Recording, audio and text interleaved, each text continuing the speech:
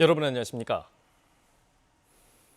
앞서 서울에서 보도해드린 대로 어제 오후 포스코 광양제철소에서 폭발 사고가 발생해 작업자 3명이 숨졌습니다. 산소 배관을 점검하던 도중 폭발이 발생한 것으로 추정되는데 오늘 합동 감식이 진행될 예정입니다. 양창희 기자가 취재했습니다.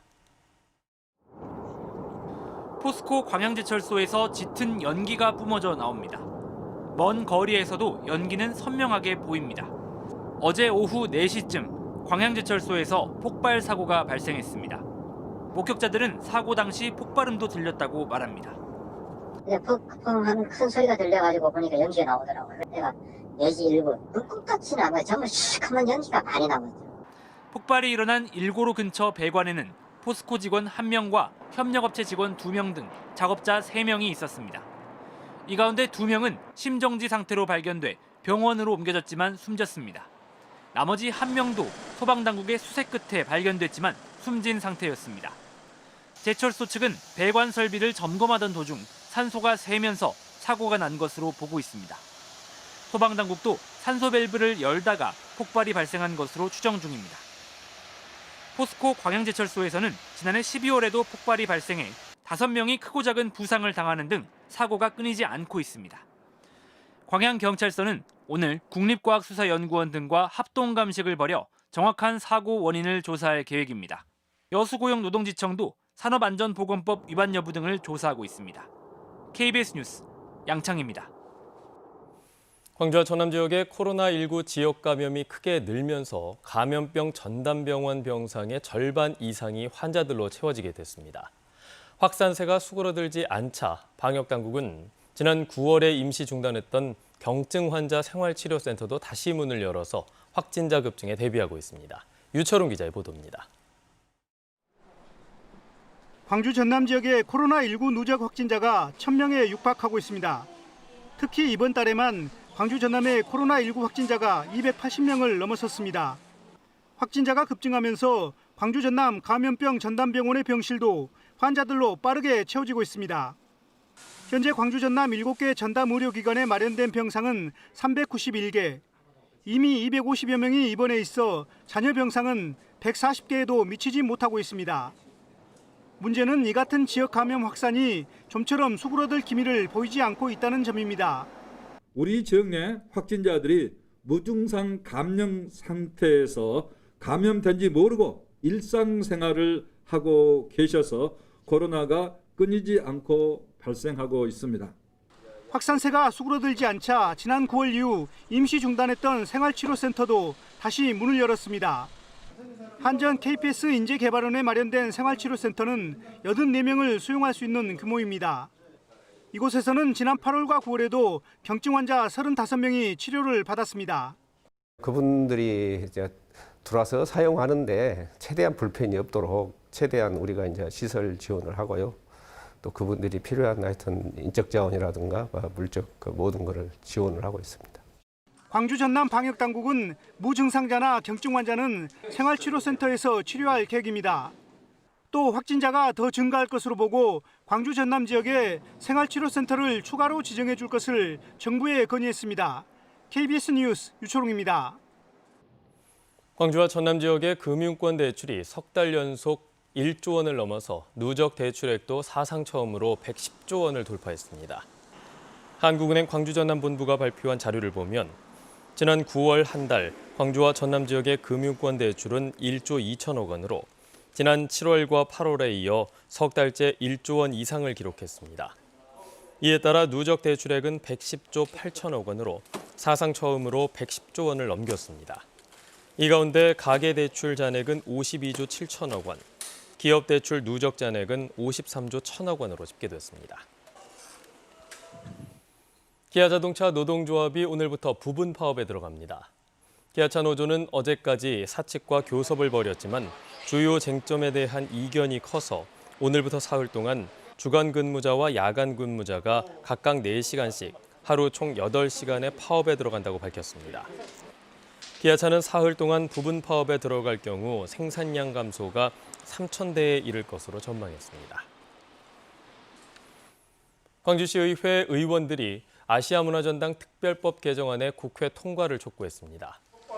광주시의회는 지난 8월 발의된 아시아 문화중심 도시 조성 특별법 개정안이 상임위 법안 심사 소위에 회부됐지만 국민의힘이 안건 상정을 거부해 논의조차 하지 못하고 있다며 전당의 운영 정상화를 위해 개정안을 처리해달라고 요구했습니다. 시의회는 또 국민의힘이 외쳤던 이른바 호남 동행이 정치적 쇼가 아니었다는 것을 증명하기 위해서라도 해당 법안을 정쟁의 수단으로 삼지 말아달라고 요구했습니다. 광주시가 황룡강 주변을 개발하겠다고 밝힌 가운데 이 일대를 지역구로 둔 이용빈 의원이 대규모 아파트 개발에 반대 입장을 냈습니다.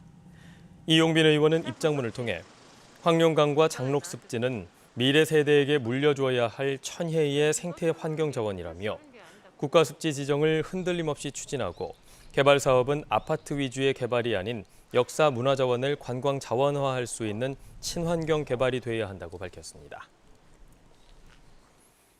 광주 광산구가 첨단 1, 2동을 북구로 편입하는 광주시의 자치구 경계 조정안에 반대 의견을 냈습니다.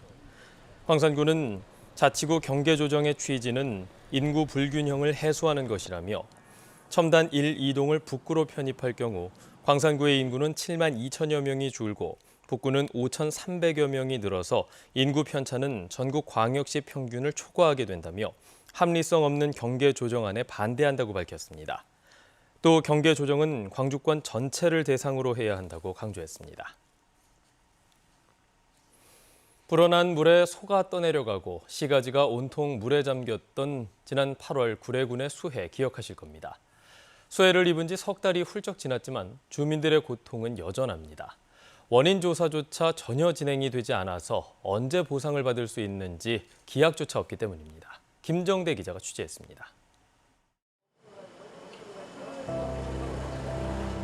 앞에서 소가 죽고 있으면은 말할 수가 없어요. 우리 안 죽고 살아 있는 건 다행이다 생각해요. 우리 마을 이번에 침수로 인해 가지고 우리 마을이 완전히 붕괴됐습니다. 1,200여 가구가 삶의 터전을 잃은 지 석 달째. 집이 무너진 주민에겐 최대 1,600만 원이 지원됐습니다.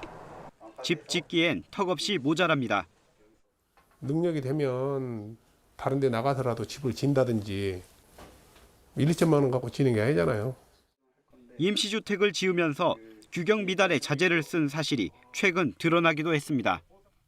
불이 나게 이걸 이제 50동을 만들어서 납품하다 보니까 뭐 또 군에서는 뭐 자재가 좋은 거 써졌네 뭐.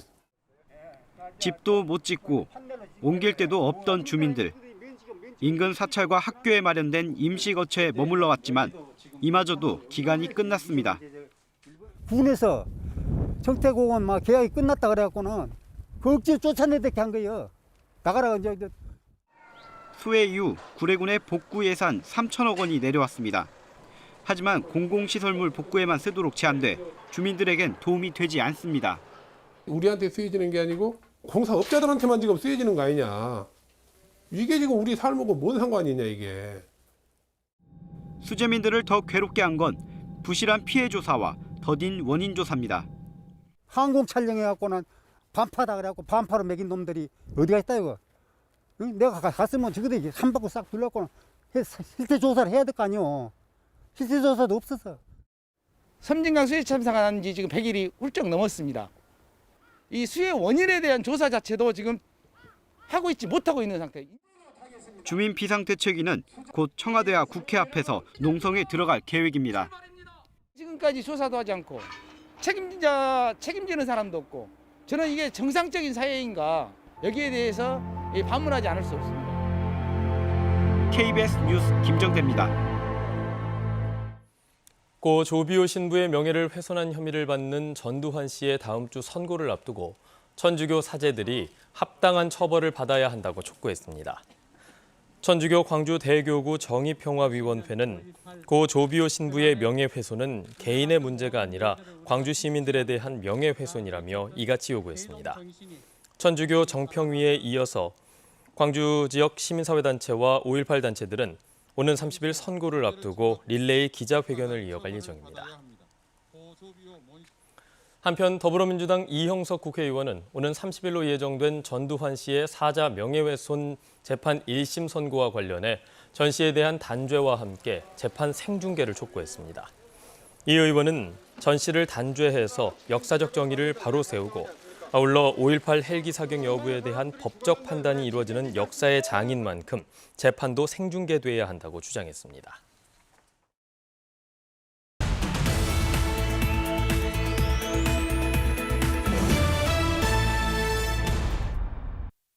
광주시 서구가 관광사진 공모전 입상작을 구청과 서구문화센터, 지하철 농성역 등에서 릴레이 전시합니다. 서구의 역사 문화자원을 발굴하고 관광 자원화하기 위해 마련된 공모전에서는 46점이 입상했습니다. 광주시 광산구가 주최하는 제30회 배등신 어등미술제 전시회가 큐브 미술관에서 열리고 있습니다. 수채화의 거장 배동신 화백을 기리고 미술인재 발굴을 위해 열리는 어등미술제 전시회는 올해 수상작과 초대작가 작품 등 50여 점이 전시됩니다.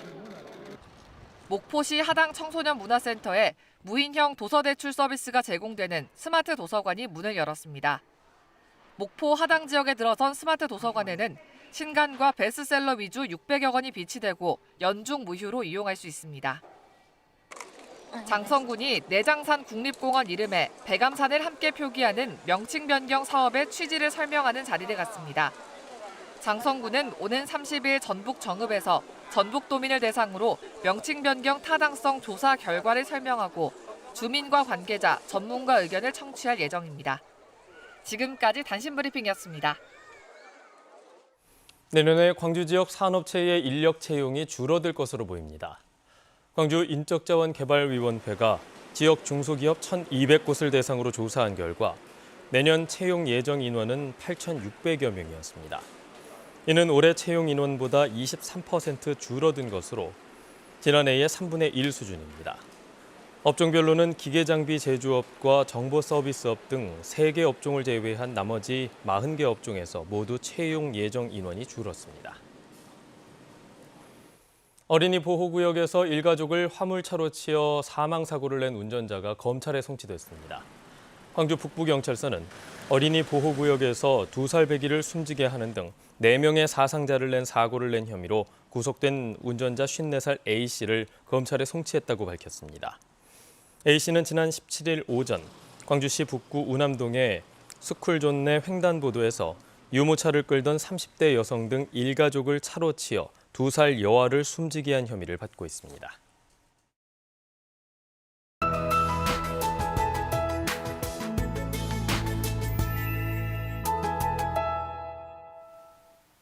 추위가 연일 이어지고 있습니다. 그래도 평년 기온보다는 조금 높은 수준입니다. 광주의 아침 기온 3도, 낮 기온 13도로 어제와 비슷하거나 조금 더 높겠습니다. 내일과 모레 아침 기온은 오늘보다는 조금 높겠지만 그래도 큰 차이는 없겠습니다.